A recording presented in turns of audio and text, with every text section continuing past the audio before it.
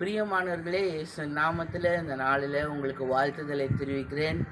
இந்த நாளில் கர்த்தர் உங்களோடு கூட பேசும்படியாய் கொடுத்த வார்த்தைகளை உங்களோடு கூட பகிர்ந்து கொள்ள நான் மிகவும் ஆசையோடு கூட இந்த வார்த்தைகளை எடுத்துக்கொண்டு வந்திருக்கிறேன்.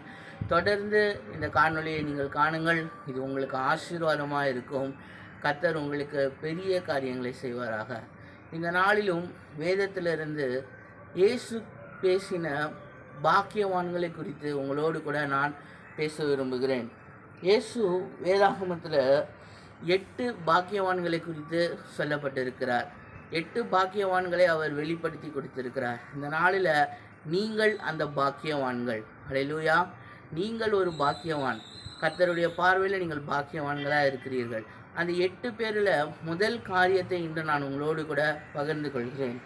எடுத்துக்கொள்வோம். வேதாகமத்தில் மத்தேயு 5:3 சொல்லப்பட்டிருக்கிறது, ஆவியில் எளிமை உள்ளவர்கள் பாக்கியவான்கள், பரலோக ராஜ்யம் அவர்களுடையது. அல்லேலூயா! இது ஆங்கிலத்தில் மொழிபெயர்ப்பில் ஆவியில் என்ற வார்த்தைக்கு ஸ்பிரிட்டில் புவர் என்கிற காரியம் எழுதப்பட்டிருக்கிறது. எளிமை அல்ல, புவர் என்ற அர்த்தம் வெறும் நம்ம ஏழை என்று எடுத்துக்கொள்ளலாம். அப்படி தானே மொழிபெயர்க்கணும். ஆனால் தமிழில் எளிமைன்னு போட்டிருக்கு, ஆங்கிலத்தில் புவர் என்று போட்டிருக்கிறது. பாருங்கள், என்ன காரியம் என்றால் இது யோசிக்க அநேக காரியங்கள் தேவையில்லை. சிம்பிளான விஷயந்தாங்க. நம்ம மனசில் எந்த அளவுக்கு இரக்க குணம் உள்ளவர்களாயும் நன்மை செய்கிறவர்களாயும் இருக்கிறோம், நம்ம ஆவியில் எப்படி இருக்கிறோன்றது தான் அது குறிக்கிறது. நம்ம அநேகர வாழ்க்கையில் கடந்து போயிருப்போம், அநேக நபர்களை செஞ்சுருப்போம். ஒரு சில பேரை நம்ம சொல்லுவோம், பார்த்துருக்கீங்களா, அவங்க ரொம்ப நல்ல மனசுக்காரங்க, அவங்க உதவி கேட்டால் செய்வாங்க, அவங்க ரொம்ப நல்ல குணம் உள்ளவர்கள் என்று. அதுதான் இந்த இடத்துல இப்படி போட்டிருக்கு.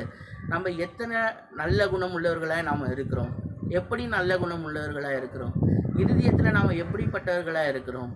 வேதம் சொல்லுகிறது, ஆவியில் எளிமை உள்ளவர்கள், நம்ம நல்ல குணம் உள்ளவர்களாக இருக்கிறோமா, நம்ம ஆவி எப்படிப்பட்ட ஆவியாக இருக்கிறது, நம்மளுடைய இருதயம் எப்படிப்பட்ட இருதயமாக இருக்கிறது.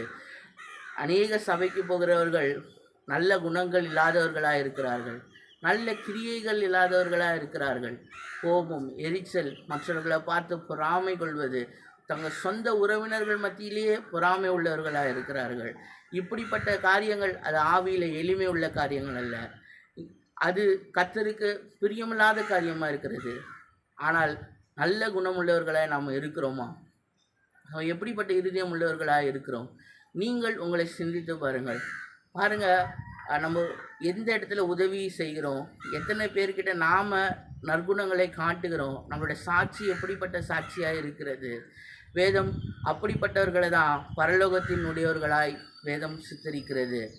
தேவன் அப்படிப்பட்டவர்களை விரும்புகிறார். இந்த குணம் உங்கள்கிட்ட இருக்குதா? உங்கள் ஆவியில் நீங்கள் பொறாமை இல்லாதவர்களாக இருக்கிறீங்களா? உங்கள் இருதயத்தில் நன்மை செய்கிறவர்களாக இருக்கிறீங்களா? தாழ்மை உள்ளவர்களாக இருக்கிறீங்களா? அநேகர் பாருங்கள், ரொம்ப எரிச்சலுடையவர்களாக இருப்பார்கள். அந்த காரியம் தேவனுக்கு ரொம்ப பிரியமில்லாத ஒரு காரியம். சபைக்கு போகிறவர்கள் தான், ஆனால் அநேக கோபம், அநேகர் மேலே ஒரு வெறுப்பு, அநேகர் மேலே ஒரு தாக்கம். பாருங்கள், இவைகளை எல்லாம் கடந்து வர வேண்டும். இவைகளெல்லாம் நம்ம தூக்கி போட்டு வெளியில் வர வேண்டும். வேதத்தை படிக்க படிக்க நாம் மாற வேண்டும்.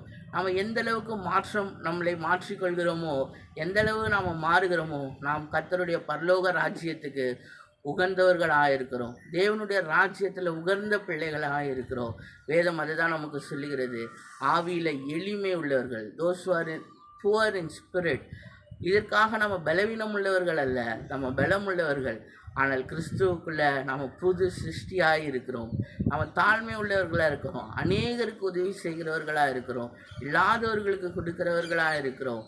பொறாமை, கோபம் இவைகளை தாண்டி வந்த பிள்ளைகளாக இருக்கிறோம். இவைகளை தாண்டி வருகிற பிள்ளைகளுக்கு இந்த உலகம் மாத்திரமல்ல, பரலோகமும் நமக்கு சொந்தமானது என்ற வார்த்தையை நான் உங்களிடத்தில் சொல்லி இந்த நாளில் நான் முடிக்க விரும்புகிறேன். தொடர்ந்து இந்த காணொளியை நான் போஸ்ட் பண்ணுகிறேன். நீங்கள் அதை தொடர்ந்து பாருங்கள். இன்னும் அநேக நபர்களை குறித்து பார்க்க முடியும். கர்த்தர் உங்களை ஆசீர்வதிப்பாராக. ஆமென்.